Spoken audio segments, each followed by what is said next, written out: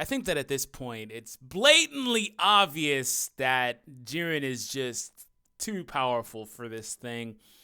At this point, not that I have a problem with it.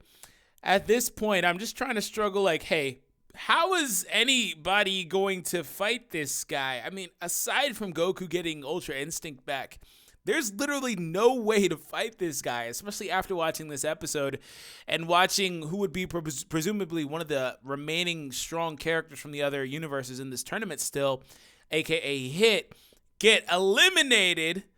How can they even fight this guy? Goku literally has to be the one to do it. So anyways, let's go ahead and talk about episode 111. Hope you guys enjoy it. Subscribe if you're new for more content here on the channel. That being said, like I said, Goku literally has to be the one to do it. So the episode starts off with, the last episode preview kind of was cut a little bit weirdly. Or the next episode preview for this episode last week. Of course, they always do that. They try to be deceptive. So it was cut in a way, and the episode actually kind of continues that, though. But this episode begins in a way where it's like, hey, Frieza's literally got Goku on the ropes, talking about how it reminds him of, the scenario on Namek, and they had a similar scenario on Namek, too. So it's very interesting, but he's like, you know what? This is a blind spot and all these other things. He basically makes it known that with Goku basically being defenseless, out of energy, unable to move, he could have killed Goku if he truly wanted to. But it's still really polarizing to think about what Frieza's plan is, because, of course, right now, Frieza recognizes that he needs Goku around. He recognizes he needs Goku to get Ultra Instinct and to fight Jiren. He says, hey, you know what, here's some of my energy. I don't want to fight that guy. I need you to fight him. And apparently the gods were talking, and among them, the power that you attained was called Ultra Instinct. So he obviously tells Goku about that stuff, but it's just really polarizing to think about. Like I said, what is Frieza up to? Because he still has that whole, I'm going to manipulate the gods, and then it turned into him manipulating Frost. And, Frieza's probably the best written character in this arc so far. I'm not even going to lie about that. Like, I love Ultra Instinct. I love, everything about that. I thought it was awesome to see. But in reality, Goku's just here for the laws, man. He's just here to fight. That's it.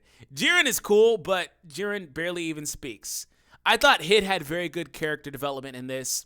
They haven't been doing much with Vegeta, anymore, I guess. They kind of did a little bit in the beginning. But I think that Frieza's probably been given the best writing in this arc. You guys can feel free to agree or disagree. Let me know your thoughts in the comments as far as that goes. But, I love seeing Hit fight. And, of course, we knew that Hit wouldn't be strong enough to beat Jiren because Hit's a character that's probably Super Saiyan Blue Goku level. We don't know exactly what variant of that because, he was Kaioken times 10 Super Saiyan Blue Goku level in the tournament arc. And then Goku comes back and he fights him in regular Super Saiyan Blue. I don't think he even needed Kaioken for that. And then, of course, we would assume that Hit's gotten stronger since then. So we don't know. We'll just say Super Saiyan Blue Goku or Super Saiyan Blue Kaioken Goku, whatever. He's not Ultra Instinct Goku level yet. So that's the thing. Of course, Hit is one of the most hacks characters in the series anyway. He has the innate ability, the pure progress, the ability to sit there and get hit and adapt and get more powerful and stronger. It doesn't make any sense.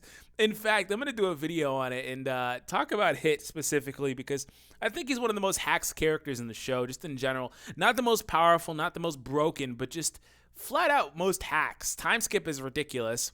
It would work on just about anybody, but at this point, Jiren or Ultra Instinct Goku, I'd imagine. Somebody like that, because they go out of their way whenever Hit locks Jiren in there and they say, hey, well, Jiren has surpassed time. All these other things. So it's like, okay, so they're basically letting us know that Jiren is pretty much fourth dimensional at this point, which is a very interesting concept, but it makes sense. These characters are just getting ridiculously powerful at this point. So anyways, as far as that goes, I love seeing Hit fight. I love the way that Hit was making sure that he was blocking everything so he wasn't sustaining damage. I love the character development from Hit too, where it's like, hey, Hit doesn't ever ask for help, but he realized that he needed comrades' help. So he's like, hey, you guys still have a role to play. Make sure that you sit here, or you don't sit here, excuse me. Make sure you go out there and get the W for Universe 6. And it's like, I'm going to sit here and hold this guy until the end of this thing. And then at the end of the episode, you realize that, Well, Hit, sorry, buddy. It's only been 50 tacks. It's only been half of the fight, so you're not going to sit there and hold Jiren until that's over.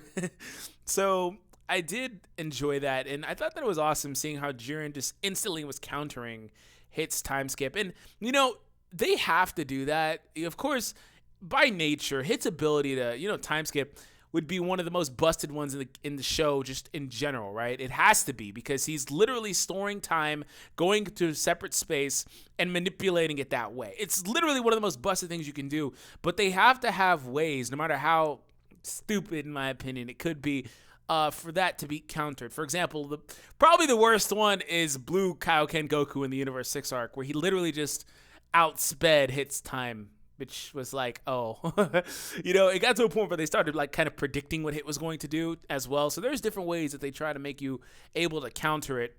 And Jiren had that on full display. Also, Dispo was able to do it to a point until Hit kind of progressed past that. And I loved seeing the way that Hit was fighting Jiren. And also, I'm really happy that Jiren started freaking speaking. He had like 3 lines prior to the special last week. He had like 3 lines. Like, this guy is finally talking. And, he says one of the most alpha things. He's like, oh, an assassin's pride? That's rubbish. I was like, no, you can't talk about the man Hit like that. And then he proceeds to eliminate him. And the funny thing Hit says is, and this is kind of what I thought he was going to say or how he was going to do. He says, hey, I knew that I was going to lose the second that I could not stop him with one punch. Because that has always been Hit's thing. That one punch was all Hit ever needed. And it didn't work on Jiren. It didn't work on Jiren. That is how Hit knew that he had no way to win. This man sat there and laid all his cards on the table, as he said, literally pulling out his trump card. All the stops. Doesn't work. Of course, Goku's sitting there watching all this. Goku's completely fodder at this point. We don't know how much power he even has left at this point because Frieza seemingly gave him enough just to kind of maneuver around so he's not left defenseless, But it's going to be really interesting to see how this happens, how this happens for Goku.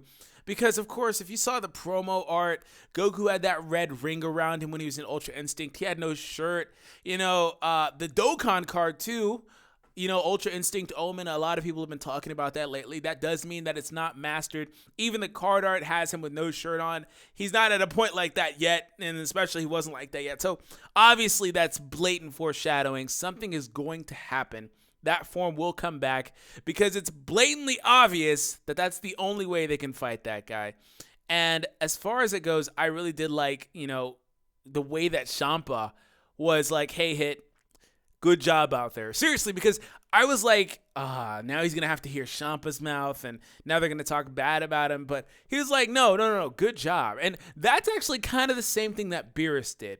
Whenever his Universe 7 Earthlings got eliminated, he was like, hey, you guys, good job. He started, having respect for them as well.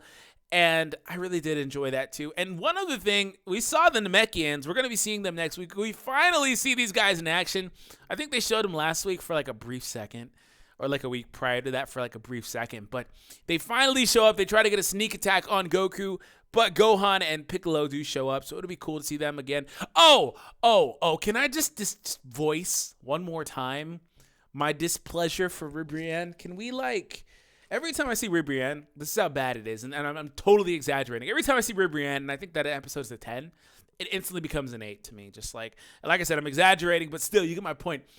I don't hate the character. I just feel like she's being force-fed to us. And it's I feel like she's kind of done her point. But the problem with that is that she's pretty much that universe's trump card. So they're not going to get rid of Ribrianne until they're ready to get rid of that universe. So it is what it is. And Jiren, I'm just bouncing all over the place this episode because I really did enjoy it. And Jiren, though, at the end of the episode, total alpha, like I said.